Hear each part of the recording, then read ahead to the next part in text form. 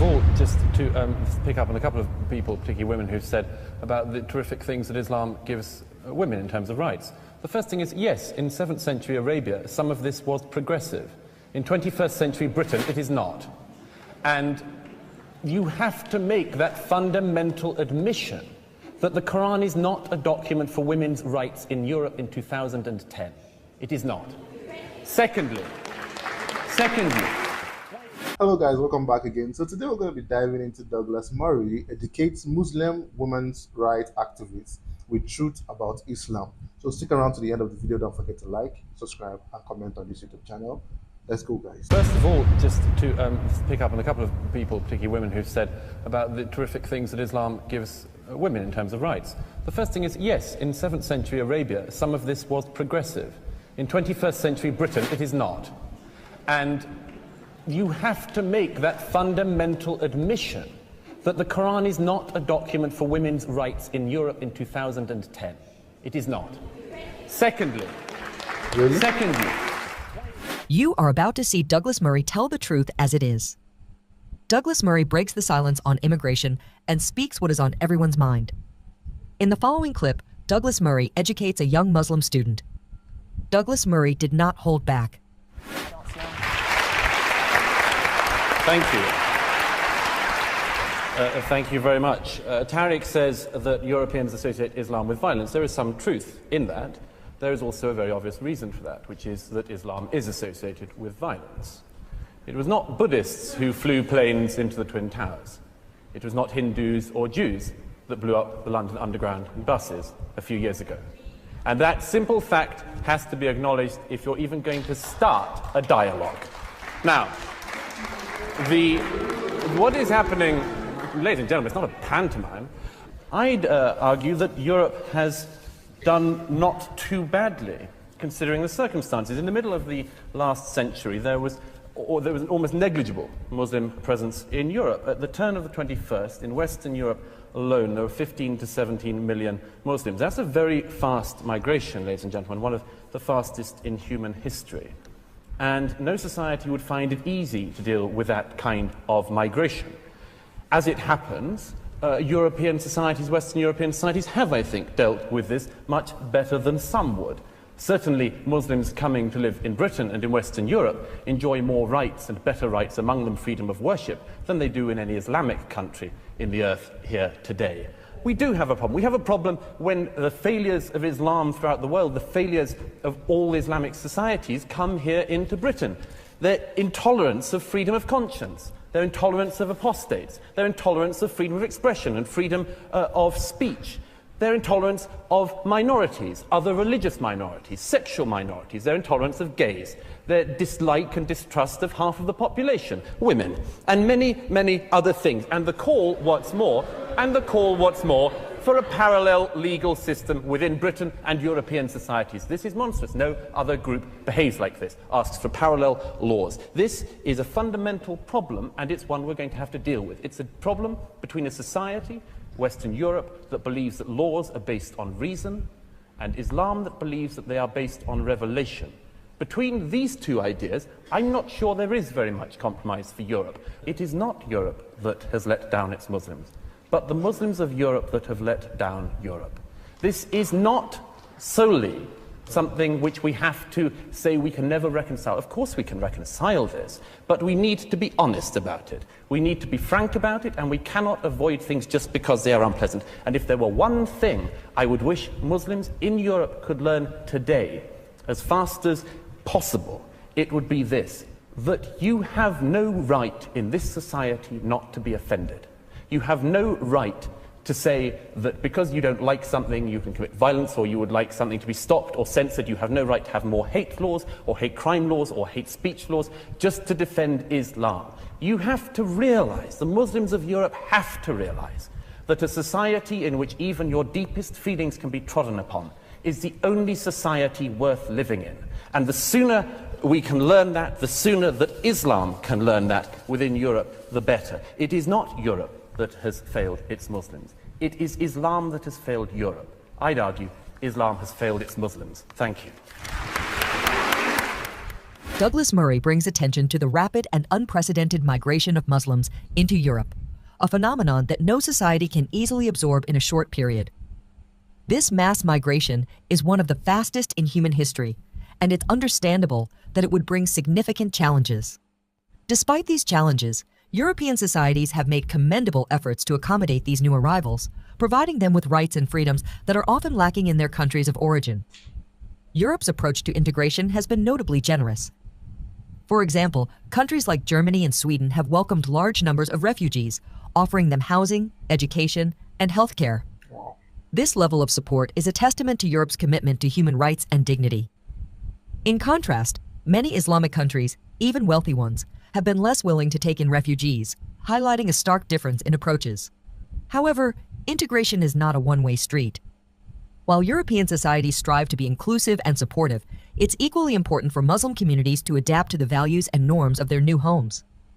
This means embracing core Western principles such as freedom of expression, gender equality, and secular laws. Exactly. These values are fundamental to European society and are essential for maintaining social cohesion and harmony. Statistics support Murray's concerns about integration. For instance, studies have shown that second-generation immigrants in Europe often experience higher unemployment rates and face greater challenges in education compared to their native counterparts. This indicates that integration efforts need to be more robust and that immigrant communities must engage more actively in the process. I just want to make a quick comment to the throwaway comments made by Douglas Murray about Muslim women and Islam and its way it treats women. And I think that Muslim women are quite capable of speaking for themselves. And I think the sort of myths people like you put in the public arena, and I've heard other similar arguments from BNP and all that kind of stuff, they think it justifies their argument by saying, well, Islam treats 50% of its population in a really derogatory and whatever way that you like to explain it. The lady now, wearing the hat.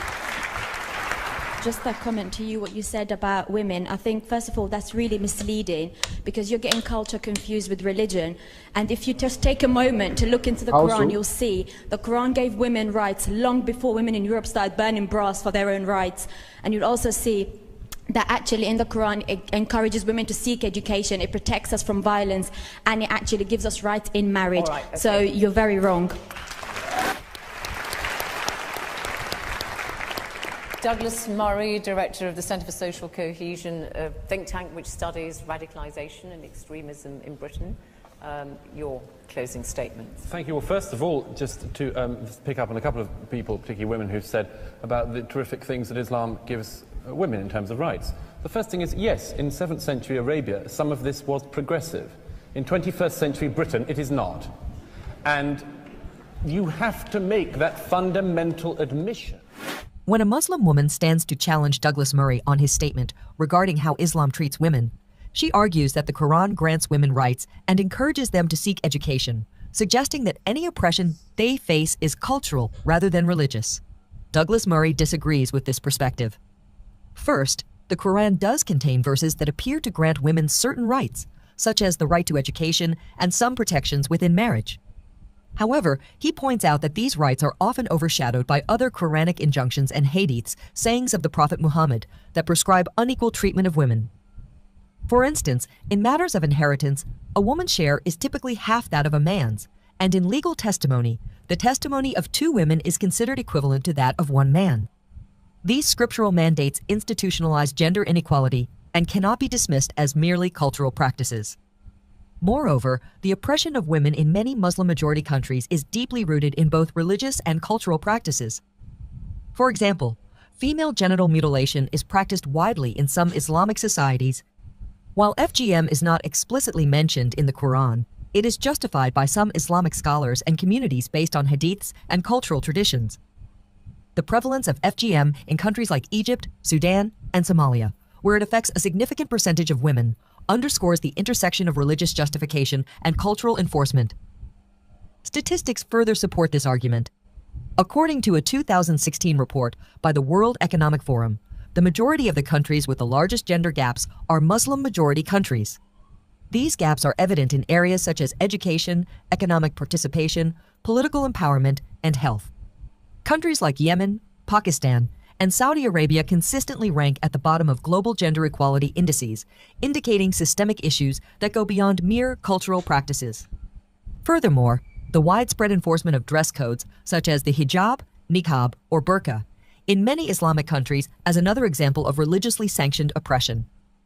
While some argue that these garments are a matter of personal choice and modesty, it is undeniable that in many contexts, women face severe social and legal repercussions if they choose not to comply.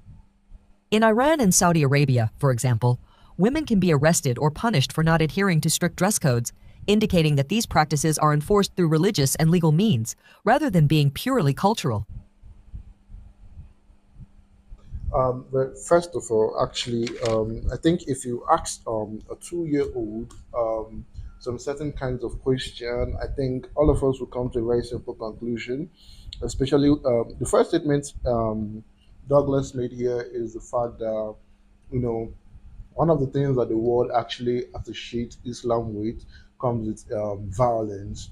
And to be frankly honest, right, if I don't really have some Muslim friends, I would actually, support this fact because that was what I was actually, based on the news I've heard, based on the information that is out there, everything about it's around. For me, then though, it's around violence, But getting to know them in person, like having friends with them, I get to know that it is actually um, in the case of some extremists, if I'm going to be very frank with you guys. So I don't think it is basically by all of them. That is one. I'm actually trying to clarify that up. I don't think just the way we have some people that are violent and some people that are peaceful, that is what I think that comes into terms in this case. But most of the times you see cases of like, you know, um, the use of violence, the use of force, the use of domination occurs in the cases that he actually mentioned. And in those cases, we have actually seen news carrying such things that, okay, some people were punished because they didn't follow this certain kind of rules on their own personal lifestyles and everything. Then secondly, I'm going to come down to the hijab that he mentioned, where the lady came up and she was like, that the women there are being granted some rights, basically based off on the Quran. And if we're going to dive into that in deeper context, I will say this for sure. I will say this for sure, right? Now, the truth about this is I have never known about the fact that it was permitted by the Quran for women to go to school and such things. Because, like I said, if I had not actually known one or two Muslim friends, I would totally be kind of like misjudging the whole conception of the religion of their religion. You understand? So, but if we're going to go down into that, you can say that now, I was not really aware of the fact that women have the right to actually choose higher education in Islam. I don't have that idea before. I don't know. I didn't know that before, and I'm actually glad that this clears that up because, like I said, you know, based on everything I have heard about the religion, I know then that they were not allowed some certain things, and the woman said it is based on some cultural value. But then again, most of our behaviors, most of our rules are kind of like drafted from the basic culture and the religion we practice. So it is very hard to distinguish one from the other. You understand? So a culture is actually based on its belief. So I'm believing in something. So if what you believe comes into factor into creating the culture of the person, then one could actually say that deep down that religion plays a factor in making our culture. I don't know if you understand what I'm trying to say here. So, secondly, I'm going to say this, and I'm going to put it out there. Is this right? I believe that basically what this man is saying. I'm not going to actually go deep into what he's saying because I know so many of you will disagree with the point I'm going to make here right now. But this is what I'm going to say, right? Um, if you feel this is me, sorry to say this, like the first statement they make here was that millions of immigrants are diving into Europe, right? Now, and then these same immigrants are the one that will be coming up and be like, oh, this is that they are infringing on their freedom, this and that. I don't really know how harsh the laws are over there because I've not stayed there, so I'm not really going to be a judge of that. But what I'm going to say is this: if the law over there, or if the freedom you are enjoying over there is as hard or as difficult, or they are not recognizing your right as a human being as you say it is, why then are you guys flocking in millions over to that place? Because I know one thing for sure: if something is bad, people avoid it. Let's be frank about something. If something is bad, if there is a bad scent in this room, I will do everything in my power to avoid entering this room until this room has been scented properly. Do you understand? So for me to be entering into another room or another environment, it means that that environment is conducive for me. It means that it is okay for me.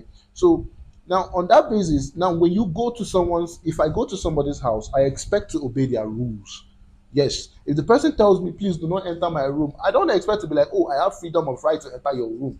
My freedom of right applies to me in my home, in my house, in my environment.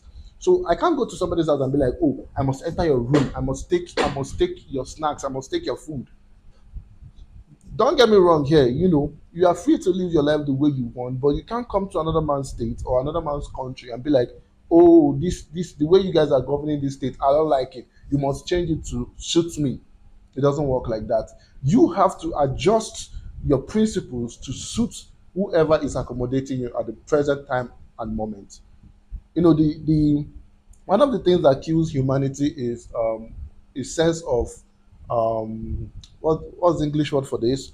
Like, if I show you kindness, you feel entitled to it. You feel entitlement to it. Do you understand?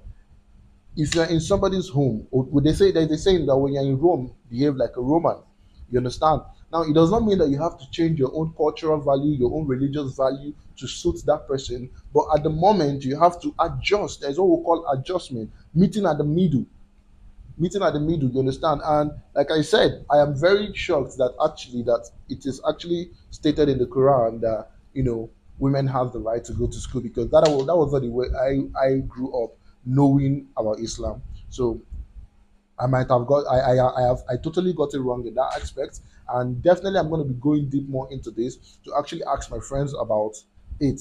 And I've actually researched about this, and I actually saw somewhere about um them being having that right. But then this is what my question is: if it is in the Quran that they have rights to education, why then are some people trying to subjugate it to favor their own idealism? Because it's like me hearing in the Bible that if I do good, I am going to go to heaven. If I do bad, I'm going to go to hell. And then some people will now turn it upside down, that if I do bad, I go to heaven. If I do good, I go to hell.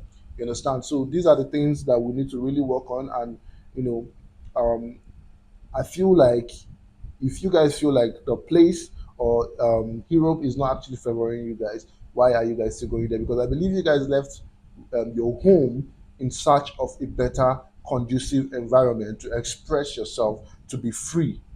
Yes, I'm going to use the word to be free, in order not to live under anybody's opinion. So sometimes I'm actually shocked that some ladies will defend some people will be defending it and be like, oh, we do this, we do that. Come on, guys. Like, I'm not here supporting any religion, but what I'm trying to say is this: if it has roses and as sweet as it seems, like, okay, I'm going to use this example, right? Do you know, if I go to a Muslim country, right, I am going to do everything to obey their rules. If they say their rules is that I don't wear any jewelries, I don't wear jewelries. Yes. If they say their rules is that I don't use phone during prayers, I won't use phone during prayers. I'm respecting your rules, your laws. Do you understand? If they say I can't use one thing or the other, or I can't do one thing or the other while I'm there, as long as I'm in that nation, I should be able to obey the rules of that nation. Even in my own Bible, there is a place they say, "Give to Caesar what belongs to Caesar, and give to God what belongs to God." Respect the government, and stuff like that. So we should also understand that at a certain point, you just have to give to them what belongs to them. So if you come to Europe and they say, please, this is what we don't like, this is what we like, adhere to that rule, because I believe that if I come to your country, if I come to your state, if I come to your place of worship, I would obey the rules there. That is my opinion of it, though. Tell me what you guys think in the comment section. Please don't forget to like, subscribe, and comment on this YouTube channel. Also, feel free to use our Buy Me Coffee link to make priority requests on the next video lecture on our YouTube channel. See you guys on my next update. For now, remain blessed and bye.